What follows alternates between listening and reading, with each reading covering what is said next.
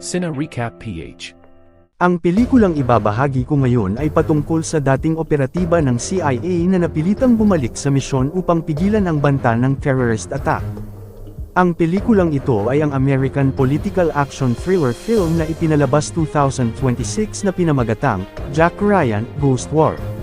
Bago tayo magpatuloy, paki-like ang video at mag-subscribe na din sa channel na ito. Maraming salamat. Sa UAE, Dubai, ang operatiba ng MI6 na pinamumunuan ni Nigel Cook nagsasagawa ng misyon na makuha ang mahalagang impormasyon, ngunit nasundan sila ni Liam Crown, isang suwail na sundalong nagsasagawa ng mga lihim na operasyong militar at dating operatiba ng MI6 na ngayon kinakalaban ang ahensya. Gusto nang umatras ni Nigel sa operasyon nang makita ito alang-alang sa kaligtasan ng mga kasama, ngunit ipinagpatuloy nila ang misyon na nauwi sa matinding labanan, na nagresulta ng pagkamatay ng mga kasamahan at nabigo ang kanilang misyon. Sa New York, ang dating US Marine at operatiba ng CIA na si Jack Ryan na ngayon nagtatrabaho bilang sibilyan sa Wall Street, biglang may humahabol sa kanyang sasakyan na agad nitong tinakasan patungo sa isang restaurant at lumabas sa likuran. Ngunit nasundan pa rin ito kaya pumasok siya sa bookstore, subalit paglabas na corner na si Jack na napag-alamang ang dating boss pala na si James Greer na ngayon ay deputy director na ng CIA. Alam ni Jack na ang pagpapakita nito ay may problemang hinaharap at bago pa man ang plano ng CIA tumanggi siyang masangkot. Hindi nagpunta si Greer para kunin ulit siya ng ahensya, kundi makiusap lang itong makipagkita siya sa contact sa Dubai para kunin lang ang isang package sa nagngangalang Nigel ng MI6 na may ugnayan sa dating joint operation ng CIA at MI6. Upang masigurong hindi magkakaproblema, makakasama ni Ryan si Mike November, CIA security contractor, bilang kanyang backup. Hindi pa tinanggap ni Ryan ang misyon pero kilala siya ni Greer na hindi ito tatanggi.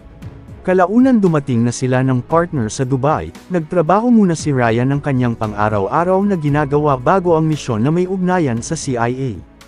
Nang gabing yun, isasagawa na nila ang plano sa pakikipagkita kay Nigel sa isang barkong restaurant. Nagmamasid lang si Mike sa paligid habang may isa pang babaeng nakasubaybay. Sa loob ng barko mabilis na natagpuan nila ang target, ngunit naunahan siya ni Nigel na naghihinala at inaalam kung sino siya. Nagpakilala si Ryan na pinadala ni Greer para kunin ang package, ngunit napagkamalan siya ni Nigel na isa sa mga gustong pumatay sa kanya. Sa labas napansin ni Mike ang pagkilos ng kahinahinalang babae, pinahinahon naman ni Jack ang MI6 na totoong pinadala ito ni Greer upang tulungan siya. Sumakay din sa barko ang babaeng nagmamasid. May ibinigay naman si Nigel kay Jack na kaha ng sigarilyo bago ito patayin ng isang killer na biglang dumating at napagkamalang si Ryan ang gumawa. Mabilis itong tumakas upang habulin ang killer sa ginamit na bangka, habang si Mike kumuha rin ng masasakyan upang sundan ng partner. Nakaharap ni Jack ang killer na muntikan pang bumangga sa nakasalubong, buti na lang nagawa nitong mailiko hanggang sumadsad ang bangka. Nagawa na sanang mahuli ni Ryan ang killer, subalit pinatay ito ni Crown bago pa makapagsalita.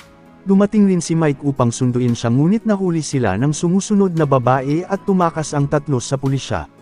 Sa CIA headquarters, hindi na makontak ni Greer si Ryan matapos ang nangyari. Ang analysis na si Patrick may inabot na package na naglalaman ng dating proyekto nila na tinatawag na Starlink, at tinawagan ito ni Crown upang bawiin ang kinuha ng kanyang tauhan mula kay Nigel na nagbabantang pag hindi ibalik siya ang maghahanap kay Ryan na siguradong may kahinatnan. Samantala nasa kustodiya ng MI6 agent na si Emma Marlowe ang dalawa, pero pinakawalan din sila nang malaman ang totoong pagkakakilanlan nila. Walang ideya si Ryan sa mga nangyayari kaya ipinaalam ni Emma na parte si Crown sa Project Starlink, ang marahas na Black Ops operation na programang binuo ni Greer at Nigel matapos ang 9/11 attack na pinaniniwalaang nabuwag na 2 taon ang nakakaraan. Tinawagan ni Ryan si Greer upang magkita sa London, kasama na ngayon ang dalawa ng MI6 agent na sinalubong ng MI6 Deputy Chief na si Andrew Spear. Wala ring alam ang deputy sa mga ginagawa ni Emma, pero nagpaliwanag ito na naroon siya sa Dubai para bigyan ng proteksyon si Nigel. Pagdating sa MI6 headquarters sa London, si Ryan ang pinaharap ni Emma sa CIA deputy para malaman ang intel ng Starlink project, kung saan parehong nahaharap sa problema ang dalawang organisasyon. Humingi ng tawad si Greer sa nangyari, ngunit nagalit si Ryan na tila ginamit lang siya ng deputy para umatake kay Crown. Ipinakita ni Greer ang larawan ng mga napatay na agent na pinapatakbo ni Nigel. Pinaliwanag nitong balak buhayin ni Crown ang Starlung para gamitin sa kanyang mga masasamang hangarin, ngunit nauwi sa pagtatalo ang dalawa dahil sa programang nadiskubre maraming inosenteng buhay ang nawala. Gayunpaman, kailangan itong pigilan ng dalawang ahensya sa pagkakaroon ng joint operation sa nangyaring misyon sa Dubai. Walang nakuhang kahit ano kay Ryan mula roon pero ang MI6 may nakuhang flash drive mula sa assassin. Nasira man ang drive pero may na-recover silang mga imaheng kuha sa kabisera ng Afghanistan kabilang ang tulay sa London, nang makita ang bank account withdrawal sa isang lugar na alala ni Greer na malapit ito sa dating hideout na ni-raid nila noon sa ilalim ng Starlung, na napigilan ang planong terrorist attack ang target bombahin ang tulay.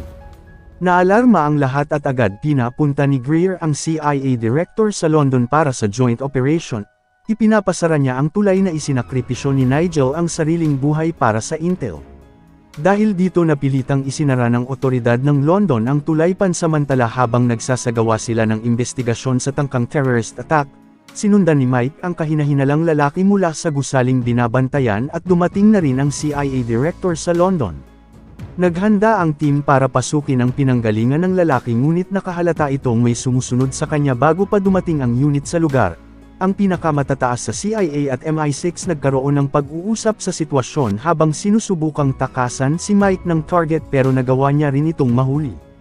Tuluyan na ring napasok ng team ang apartment ng lalaki kung saan natagpuan nilang positibo sa mga pampasabog ang lugar. Kumpirmadong totoo ang hinala ni Greer sa planong pagpapasabog sa tulay na balak ulitin ng terorismo ngunit binayaran lang ang nahuling tao para tanggapin ang package at wala ng ibang nakuhang impormasyon. Subalit napagtanto ni Ryan na may mali sa nangyayari na patibong lang ito ni Crown dahil si Greer talaga ang totoong target nito. Nauna nang sumakay ang CIA director sa sasakyan niya dahilan ng ito ang nasabugan ng bomba na inihanda ni Crown para sa deputy. Nang marinig ang malakas na pagsabog sa telepono nagmadaling umalis si Ryan para puntahan si Greer. Wala siya sa mismong insidente kung saan ang director ang napatay at nakita si Crown na paalis sa lugar, kaya mabilis itong sinundan ng deputy habang sinusubukan rin siyang tawagan ni Ryan. Ngunit habang nakikipaghabulan si Greer sa mercenaryo dumating ang army ni Crown na matindi siyang pinaputukan, buti na lang bulletproof ang sasakyan nito at nakatakas sa kasinundan ulit si Crown hanggang sa magkarambola ang mga sasakyan. Bumaba agad ito at pinapasuko si Crown na paalis sa lugar, ngunit dumating ulit ang kanyang mga tauhan na nag-ipit kay Greer sa matinding bakbakan.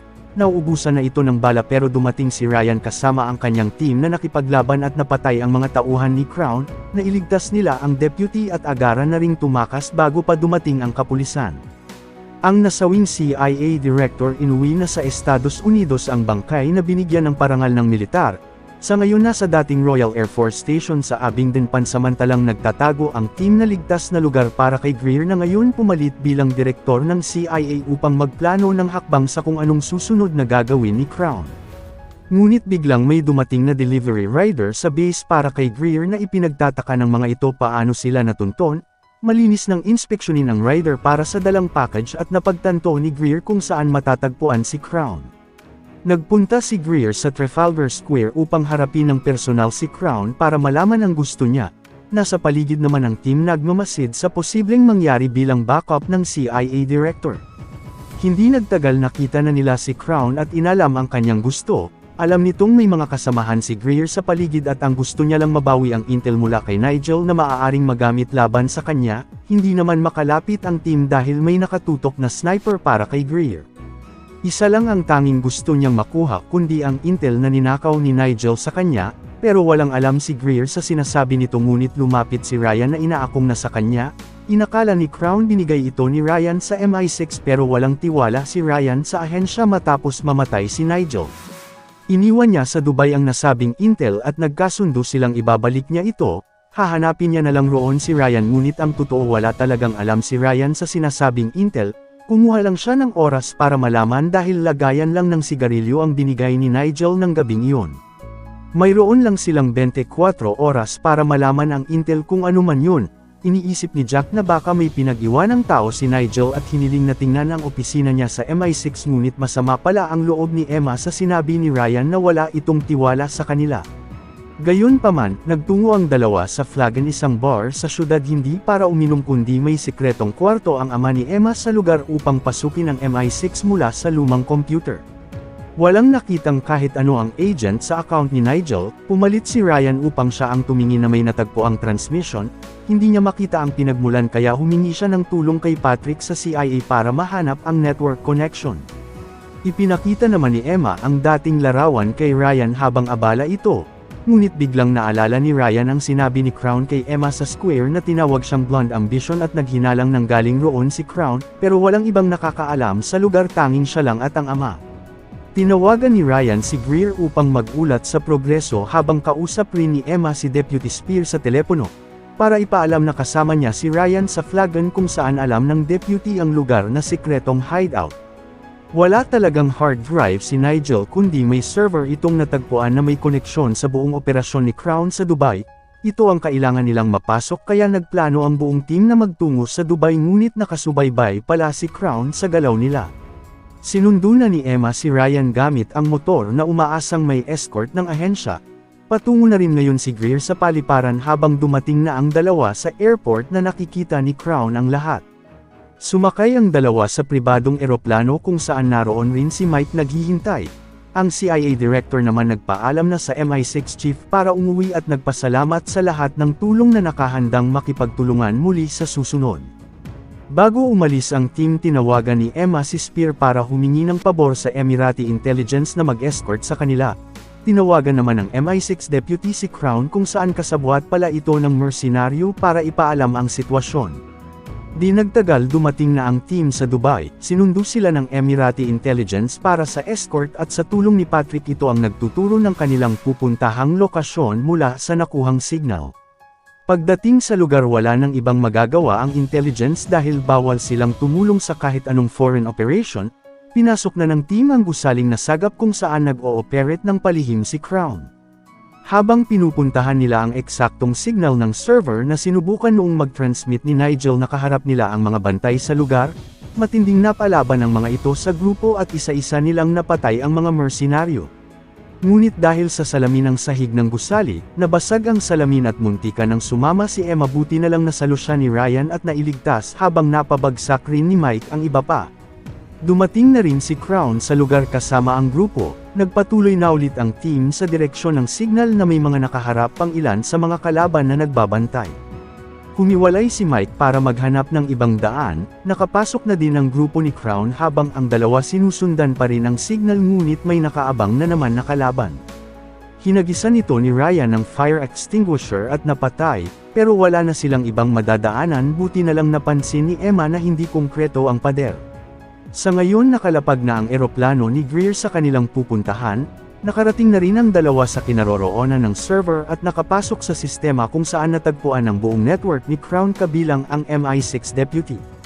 Habang hinihintay matapos ang pagkopya ng intel dumating si Crown at ang mga tauhan upang pigilan sila, napalaban ang dalawa sa grupo sa matinding bakbakan na nahihirapan sa tindi ng pamamaril at pagsabog. Hindi pa sila makakaalis hanggat hindi matatapos ang paglilipat at patuloy na pinuprotektahan ang posisyon. Di nagtagal natapos na din ang pag-download, nahihirapan naman si Emma sa nakasagupa pero nailigtas ito ni Mike, handa na rin si Ryan na harapin si Crown nang walang iniintindi ngunit ng balak na nilang aalis tinamaan ang MI6 agent ng bala.